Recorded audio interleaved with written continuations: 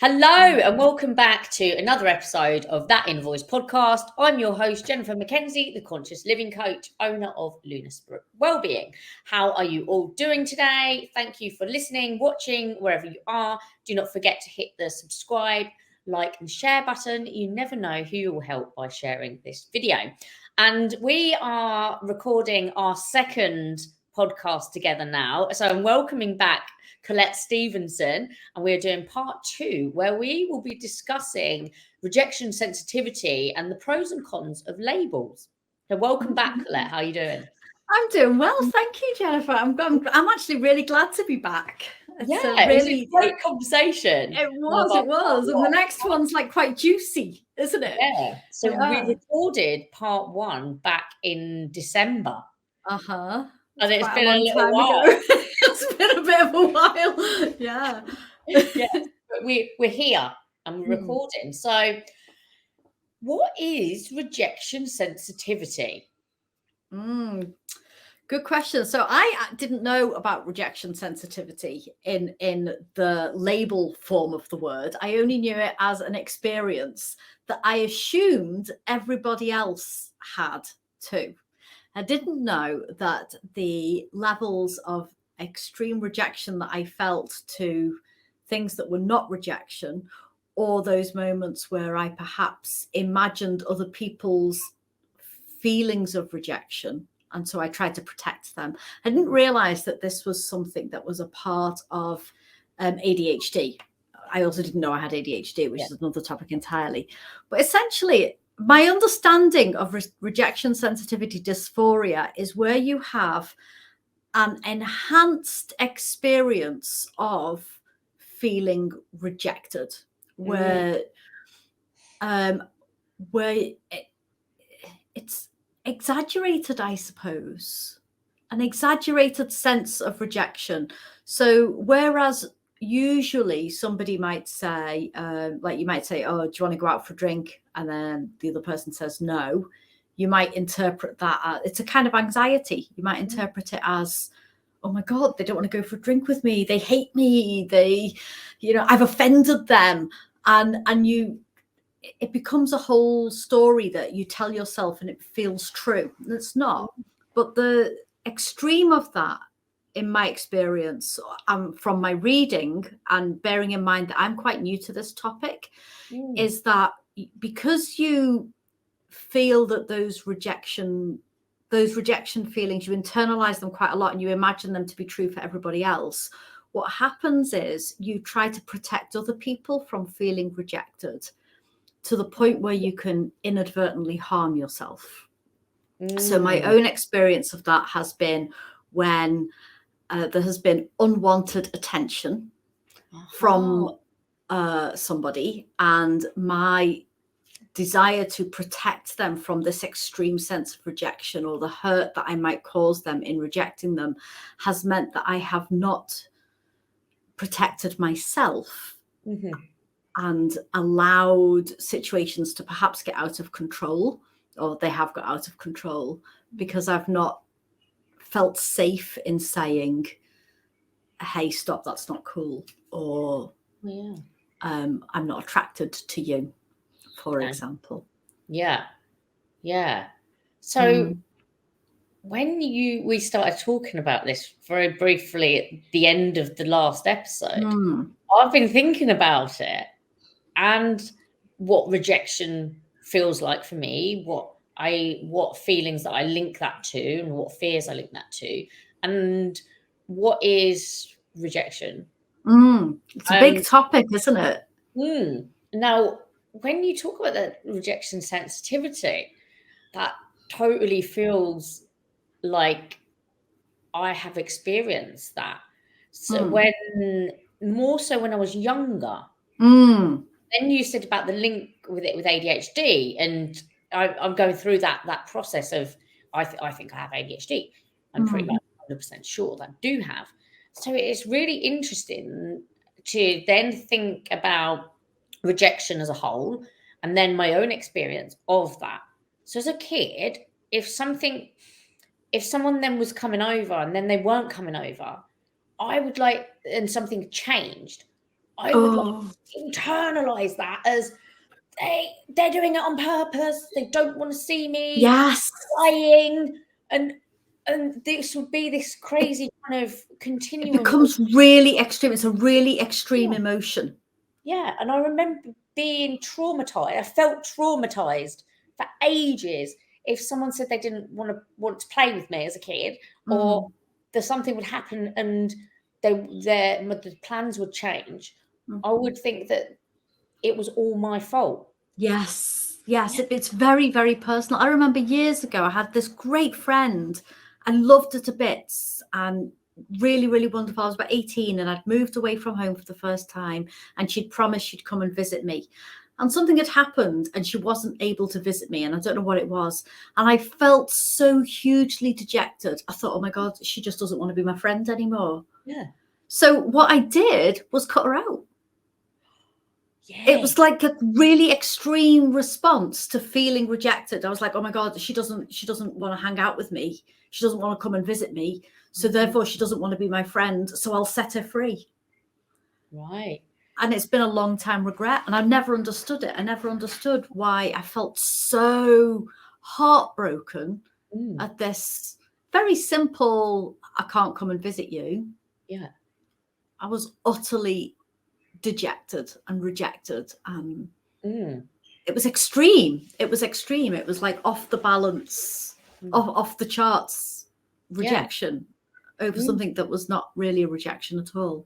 No, it's life. It happens. And I had no context for it. I had no way to process it, so I just believed it all to be true. Yeah. And in understanding rejection sensitivity dysphoria, it's actually empowered me. It's helped me feel that when there is something where I get that immediate response of I'm being rejected, I can put it into context. I can be like, oh no, I'm just experiencing that wobble. I'm just experiencing that extreme, and it's an anxiety. I mean, I haven't done enough reading to understand how it works on a neurological level or anything like that, but to me it's a form of anxiety. I mean, this is completely like new to me as well. This is why it sparked. Now when something sparks my interest and I'm like, oh, I need to know. Yes. So I remember reading it and going, what? Very rejected my whole life. Like, and you know, and I cannot take criticism. I would be very defensive. And not so much these days, because I'm aware of what that means to me. Awareness is massive, isn't it? Like being aware of things can be so redirection is how I have it in my head. And you know, one door shuts and another door opens, and I say, well, thank you for being, you know, if it's romantically, thank you for being honest. And you know, and think there's that as right, well, they're not meant for me, and then you can, you know, redirect your focus onto something else or someone else, so to speak. And that's how I deal with it now. It's like, well, thank you for being honest. It helps. I think it helps to understand it, and you do have to mature, I think. But when I was younger, that rejection thing was massive. But even now, I still find I try to protect other people from feeling that there's a transference when it comes to rejection sensitivity dysphoria, where you worry so much that somebody else might be hurt if you can't do something. You over justify your own inability to do something, like if you've got to cancel something or reschedule something, or even if you actually just don't want to do something, you're so sensitive to how the other person might respond. Go all over the place to protect them from this awful feeling of rejection, and put an awful lot of pressure, isn't it? It's almost like a form of people pleasing. In a way where you're harming yourself because you don't want to be that person that lets someone down. I can completely relate to that. But then it's also tied into boundaries, isn't it, as well? This is how I've kind of made sense of it in my head. It's tied into self-worth, boundaries, people pleasing, those sorts of. I think you're right, because you don't want to let people. So you do things that you don't want to do, so that you don't reject somebody else. But in doing so, you reject yourself. You You don't respect your own boundaries. You don't understand your own boundaries. You don't.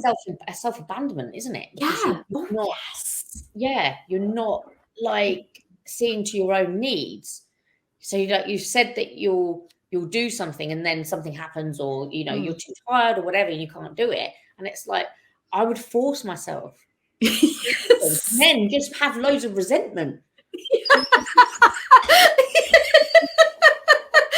And the thing is, you don't realize that actually that resentment, it's about you, but for some, then that also becomes outward as well. It becomes.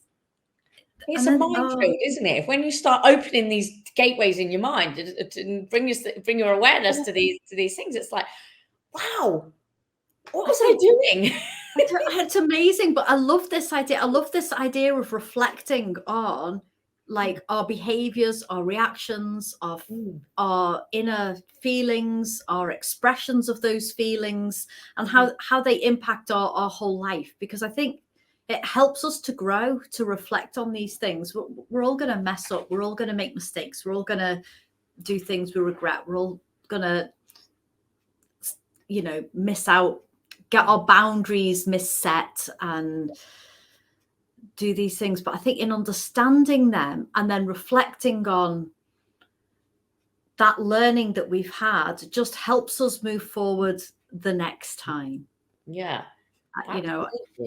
I realize of upsetting people, the fear of rejection can also then really hold us back, stop us from asking for what we want, going for what we want. Yes, out there, how I still struggle with that. I still struggle with asking for the thing because that idea that somebody might say no is still very hard. Yeah. I've got a lot better at that, actually. Have you? I shamelessly ask for things now. Oh, I still struggle with that one. If you don't ask, you don't get. It's true. The place where I struggle most is romantic relationships. Having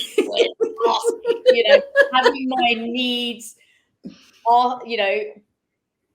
conversing what my needs are, because and setting those boundaries. That's the place where it's still lots of work. Yeah, see, I'm okay with that one, but that might be because I've fallen into a healthy relationship. Yeah. I think that's got a lot to do with it. And maybe that's what I think. It's a feeling of safety. If you feel safe, it becomes much easier to ask for what you need. Well, I'm dating, so I'm single and I'm like dating. So that's where it's all of that. Yeah. And it's fun, but it's not safe, is it? Because you're constantly having to be vulnerable, putting yourself out there and learning about someone. And this is me. This is, this is what I kind of expect. And you have to keep revealing things.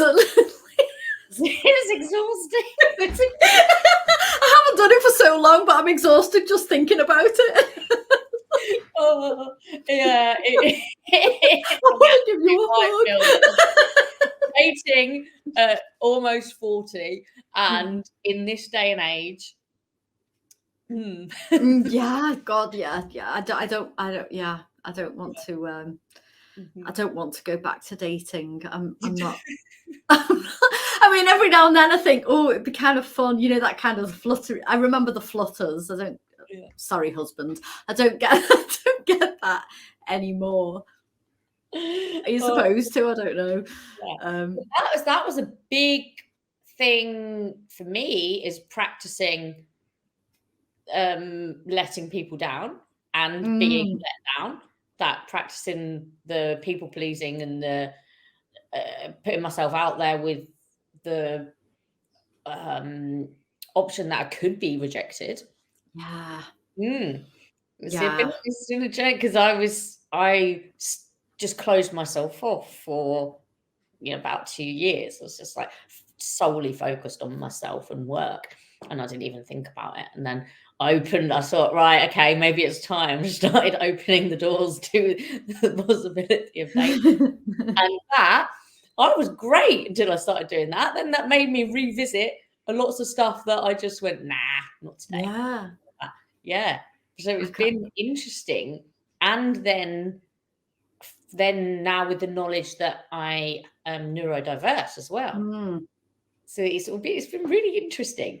It is interesting. It's a different paradigm as well, isn't it? So if you do things in the past, you look at how you dealt with things in the past with the knowledge that you had then, and then you place yourself now with the understanding of yourself that you have now, and how you do things differently as a result of that understanding. It gives us hope for the future. That's what I think. Yeah. So I'm thinking future me is much wiser. Absolutely. Yeah.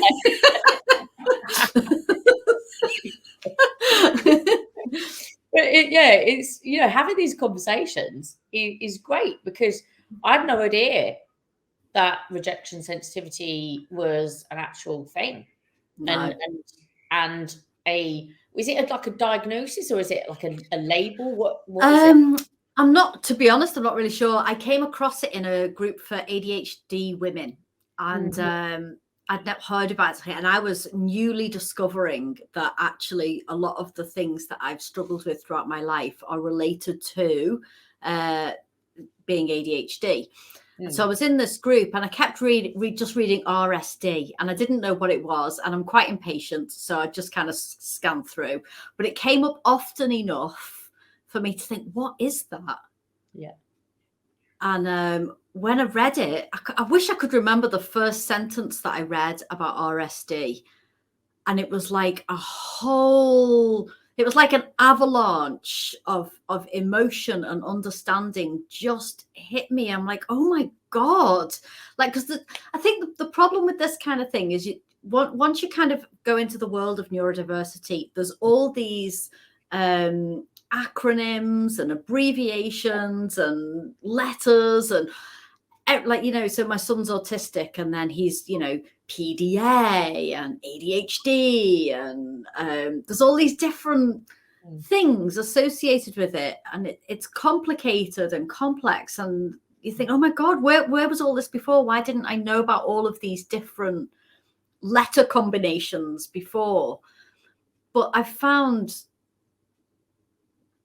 just separating some of the experiences that you have with ADHD rather than piling them all in as one thing has been quite helpful. So RSD to me is something, perhaps it's related to ADHD, but for me, it's been easier to just separate it as an independent experience that I have that perhaps other people have who are ADHD or not ADHD, or I don't know.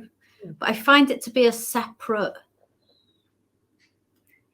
thing. I just happened to discover it in an ADHD community. And it actually gave me a lot of healing. So at 17, I was assaulted by 4 guys on a crowded street. And nobody intervened or helped or anything at all. It was quite a traumatic experience. And the thing that troubled me the most at the time, well, there was a lot of things that troubled me at the time, and it took me quite a long time to recover from it, but the thing that kept bothering me was why I had allowed it to get to the point that it had. I felt like it's that whole self-blame thing, like why did I let them get that far? And there was one guy, and he'd been trying to kiss me, and I wasn't attracted to him at all, but I didn't want him to feel bad. I didn't want to upset him. I didn't want to turn him down. And it was that one thing had meant that I was then in this vulnerable position. Yeah. And I think had I had a little bit more understanding then about RSD or about my tendency to project rejection onto other people, I might have, I don't know, but I might have been more able, because I was a young teenager, I might have been more able to say, not interested, or to just walk away. Yeah, absolutely. Yeah. But I didn't. And it troubled me for a long time that I just stood around and You know, and then things escalated as they do. But the thing is, it wasn't the only time that happened. Yeah. So I kept thinking, what's wrong with me? And everything was about what's wrong with me, not what's wrong with these people who are actually, you know, abusing me and possibly others. It was all, I kept thinking it was my fault. Yeah. And so discovering RSD, even though it was only 2 years ago, and this stuff happened, nearly 30 years ago actually, discovering that set me free. It's taken me decades. Yeah. But just having that realization that actually it had nothing to do with me doing anything wrong. It was me trying to protect them, and it made me understand just how wrong they were. Yeah. Which was liberating, freeing, healing. It took 30 years. Yeah. And sometimes it does, doesn't it? Like, I understand that completely, where things have happened in my past that I'm aware of, but I would just sort of, oh, it was my fault, or, you know, it is what it is. But actually now finding stuff out about myself and how I react to situations and what I know about things like consent and stuff like that now made me look back at some of the situations with complete forgiveness of myself. Yes. And completely different viewpoint on it. So one of the things was, when I was quite young, the people that I was going out with or sleeping with were considerably older than me. So I was like 14, 15, and they were like 19, 20. So now that was just normal to me. But now I look back on it as if to say, oh, that's actually just not cool. That's not, that doesn't sit right with me. You see yourself wholly in a way. You recognize your vulnerability in those situations. Yeah. I was a child and they were an adult.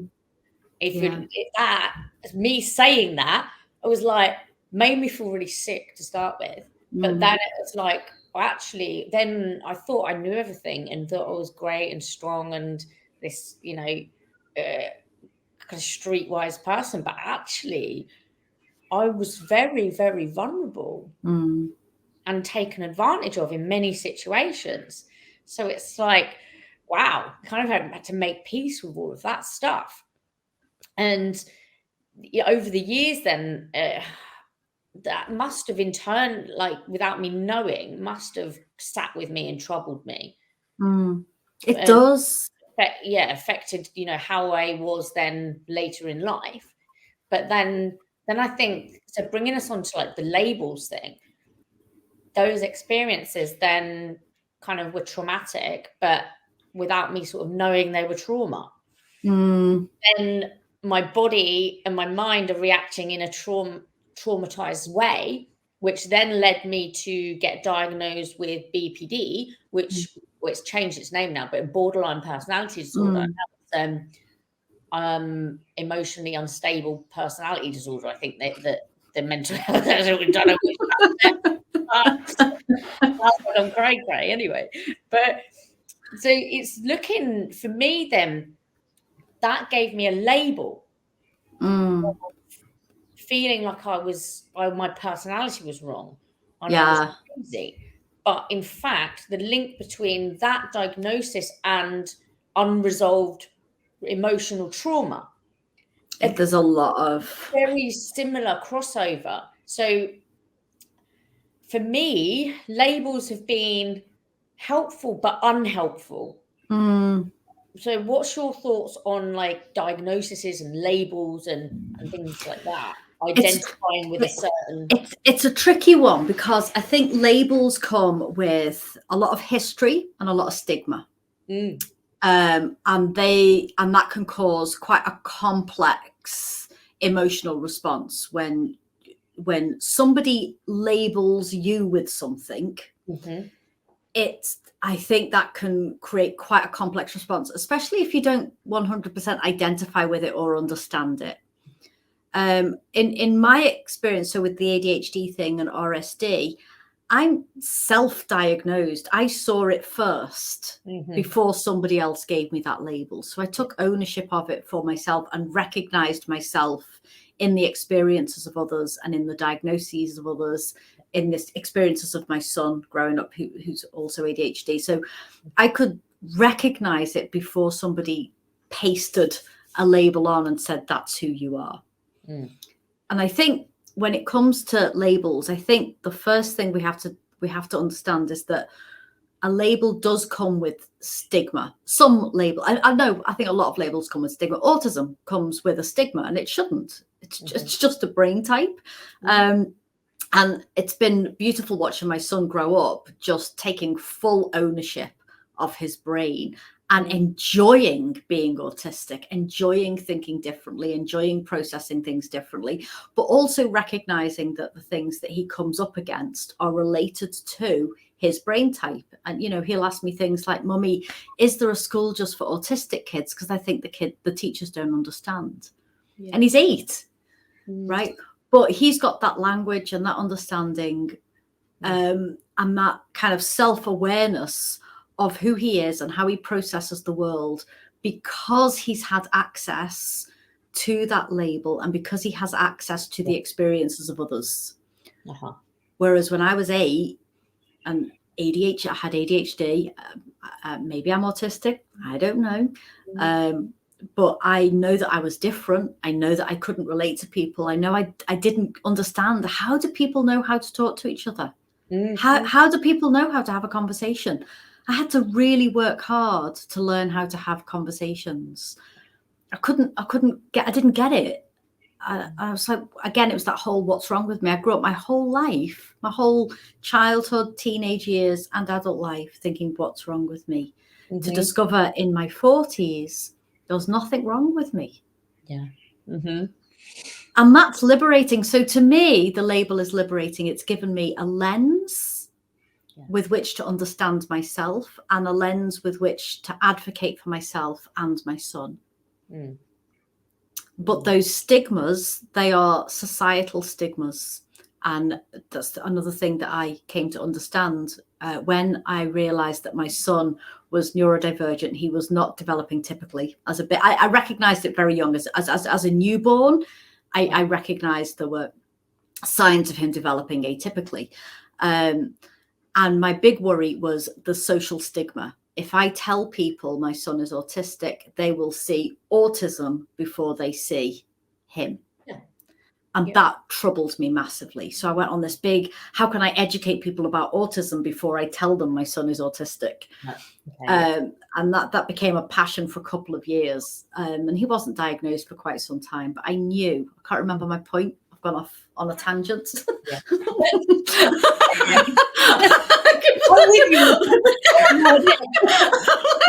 think I'm talking about 4 topics at the same time here. I've got no idea which point I'm trying to make. The stigma thing, the social stigma thing. I think that was right. I realized at the time that I also had a lot of internalized ableism, and I'd worked with a lot of children. I'd worked with a lot of children who were neurodivergent. I didn't think I was the kind of person who had an ist, right? I'm like, oh no, I'm not ableist. I'm not racist. I'm not sexist. I'm not misogynist. That was my label. I self-labeled myself in that way. And then I realized that actually I am, because I have a lot of internalized prejudices, a lot of judgments that I make, because our brains are wired to make quick, snappy decisions based on information that we're fed.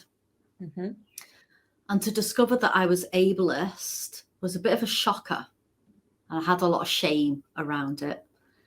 And I was like, oh my God, well, if I'm ableist, then it's okay if other people have these same preconceptions. And it's okay if other people are nervous around disability or are nervous around autism or neurodivergence. Neurodivergence. It's just understanding. When you get over the hill and you're on the other side and you're like, oh, I get it now, you're a bit freer. But a lot of people don't yet. And so that stigma belongs to them, not to me anymore. If I tell people I'm ADHD and they say I'm sorry, I'm like, why? Yeah, why? It's great. But it wasn't great. My mum was always in the school trying to get me extra support. Like, you know, but it wasn't around then. No. Because she knew I was different. I knew I didn't feel I fitted in. I was just like, I just got called weird. Yeah. I just didn't really have any friends. Rude. Blunt. Cold. Blunt. Yeah, blunt. Yeah. Yes. Blunt. Yeah. I get called that a lot because sometimes how I forget to actually write a proper reply sometimes. I have to remember that when I'm replying to comments or emails. Yeah, whatever. Yeah, cool. Yeah, I try to do it. See, I've overcompensated in the past by writing really long ones to cover up the fact that I just want to say, okay. Yeah. Yeah. What's You see, I found that when I stopped overcompensating and I just start saying things, I think people get offended. Right? Yes. And obviously it's that whole like misunderstood my whole life. Very misunderstood. Yeah, that's probably the most accurate description. Because I don't want to offend people. That whole rejection sensitivity thing, I'm so sensitive to the idea that I might upset someone or offend someone that I go all around the world to do everything I possibly can to not offend or upset people, so that when I do, I'm devastated. I'm like, how did I offend you? I don't understand how I've offended you. I don't understand what is when I've gone to so many lengths to do everything I possibly can to communicate well, to give you what you need, to explain things succinctly and not ramble, because I'm a rambler. I get told I talk too much as well, in case you couldn't tell. I interrupt. I am quite rude. Can't help it. Interrupting's terrible. I'm so excited about what I was going to say. I did a TikTok about that the other day. It was quite funny. One of those voiceover ones.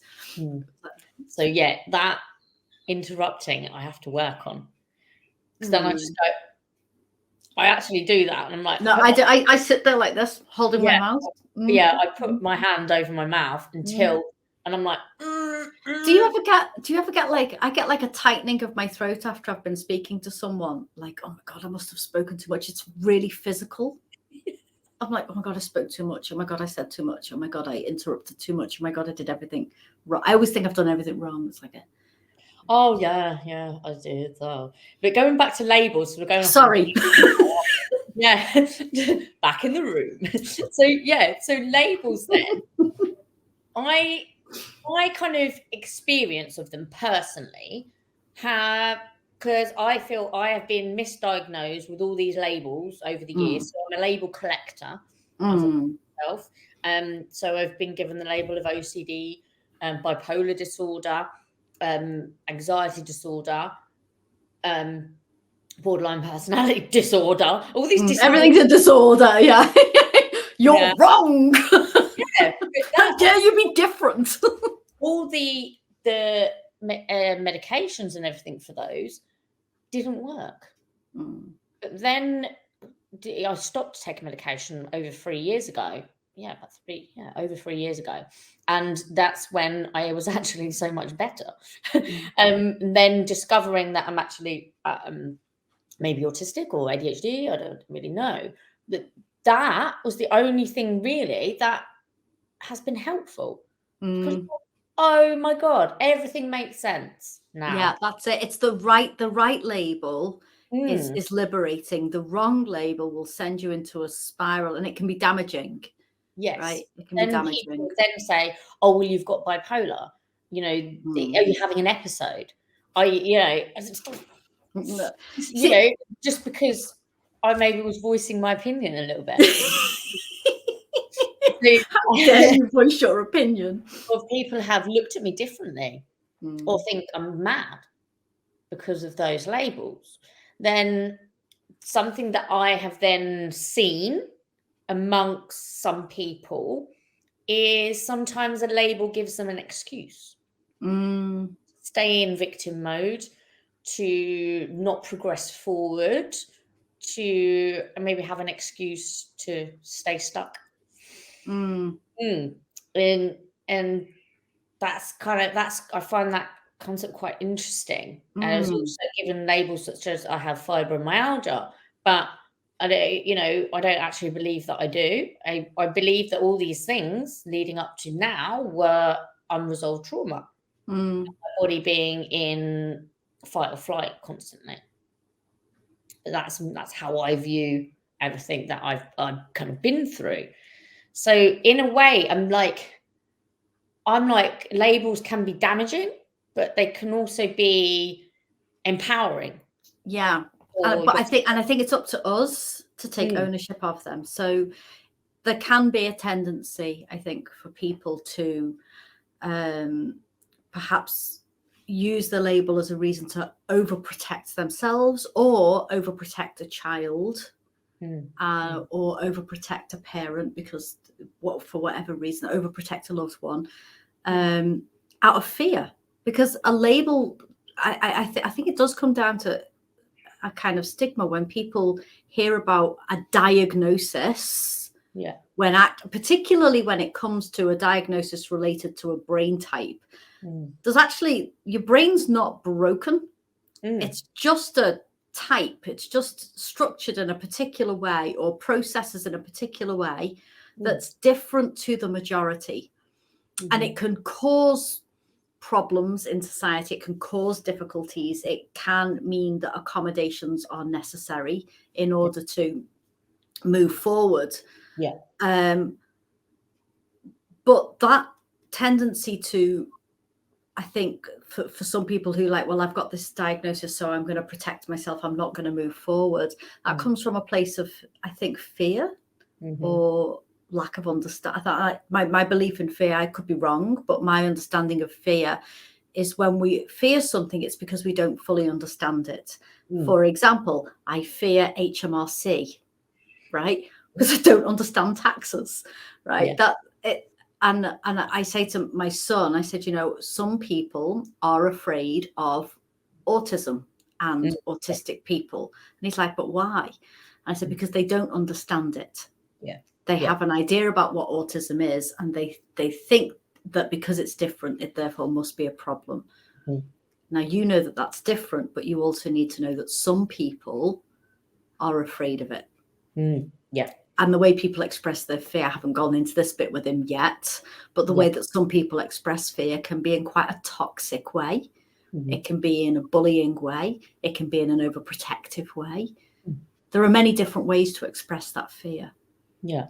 And my feeling is that if we can unpick that fear by helping people to understand just a little bit more than they did before, then we're on the path to making the world better for not just ourselves or the people around us, but I'm a bit of an idealist, but globally. Because the more we unpick these fears and these misunderstandings and just be like, well, I feel afraid. What is it that I don't understand right now? Yeah. Every time I feel afraid now, my first question is that, what don't I understand? And it just helps me move forward. And it might just help somebody else move forward as well. Because I'm trying to think back to, if I don't understand something, then personally I'd be open to understanding. I like to know why. Yeah. How? Why? What? I like to question things. But also I have been guilty of judging. Yeah. Because I don't understand or I don't know what something means. So then I try and be aware of like, well, actually, hold on a minute, I don't understand this enough to comment, judge, or talk about it. And find out first, and then make a decision, sort of thing. Yeah, I mean, I've done that too. I fall into the trap of making a judgment and then looking back and thinking I need to look at this or rethink it or check it.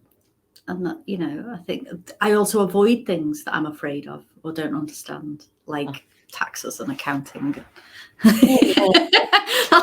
you tell it's like new tax year, or just like it's on my mind this week. But those kinds of things, that they're my avoidance tasks when it comes to running a business. There are certain tasks that I avoid because I don't understand them. And so I have a fear, and it causes anxiety, it causes delay, it causes procrastination, it causes me to go into self-protection mode, like, oh, maybe I'll just have an afternoon off and snuggle up and watch TV, which doesn't move my business forward at all. And I have to work really hard in those moments to just move forward and just say, stop, get up, do one thing. And my avoidance game's strong. Wait, I don't know if you see a post, but so I've avoided the dentist for 4 years now. Oh God, don't talk to me about the dentist. Look, I'm going to hide my teeth. I'm not scared of the dentist. No, I'm not either. I just can't make an appointment. So I keep going, I must do that, and then I avoid it because it doesn't interest me. No, that's it. Yeah, it's boring. It gets in the way. I really need to get new glasses because I can't see. I can't bloody see. Oh God, can't see my screen anymore. Can't read my phone anymore. Do something. I'm like, why have I avoided it for so long? It was so simple. So simple. Avoidance I don't want to do. Oh, I'm great at avoiding things. Yeah. But I avoid things because they don't interest me as well as fearing them. I don't fear the optician. It gets in the way of all the other stuff that's more interesting or more urgent. Or That's part of like having ADHD as well, isn't it? It is. It's a massive part of ADHD. Yeah, I avoid the laundry. Like, I'm really good at avoiding laundry. Housework. Nope, the green screen. I can't see behind me. Oh no, it's just a nice wall here, but if I'm looking at the table, it's all like craft stuff. There's eyeshadow all over the table. There's bits. I've got my makeup there, and tidy, and have to have my house in order. But she is not. There's a massive struggle of that is a struggle. Me walking into a room, going, "What the?" and walking out. Well, that's me. I don't know where to put things. My biggest struggle with ADHD is actually that I just don't know where to put things. And I never knew, even though my whole life I said I don't know where things go. And I just kept saying it. Nobody understood it, right? I didn't understand it. That interested me, actually, because I do. I like things in their place and in order, but I know where they are. That's so that you can find them. That orders, Yeah, so it might be not where somebody else will put that. Why you put that there? I know where it is. I know where my order is.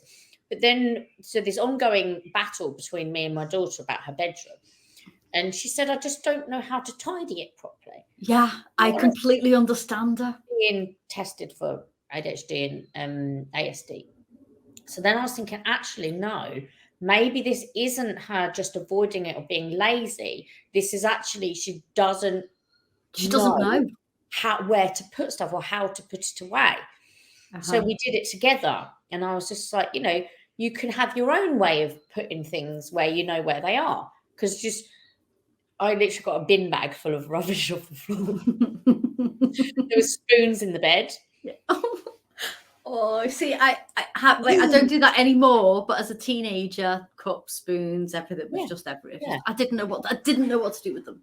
Yeah, it's just like so. I kind of, instead of trying to fight against it, I was just like, right, I need to kind of maybe think this isn't just being lazy or I can't be saw a bothered. great tip on TikTok, which is if you've got a child that struggles to tidy up and doesn't know where anything goes, is obviously help them do it. Just do one thing at a time, one step followed by one step. Write down the steps as you go so that you can follow the same steps, and then take a picture of the finished result. So that, because once it's untidy again, you can't actually see where things go again. Also, when I ran a school, I found that I could keep the classroom immaculate, but I couldn't keep the stockroom immaculate. And the reason was that in the classroom, I had labels on everything for the kids. It was an English language school in Japan. So I had like every drawer had a label on, every cupboard had a label on. So I knew exactly where everything went. It was very visual. I couldn't forget where things were. But the stockroom. Yeah, that's a bit like my cupboards. Inside drawers stuffed in. The surface, everything looks nice and tidy. But once you delve a bit deeper, you get exploding mess. That's basically your brain.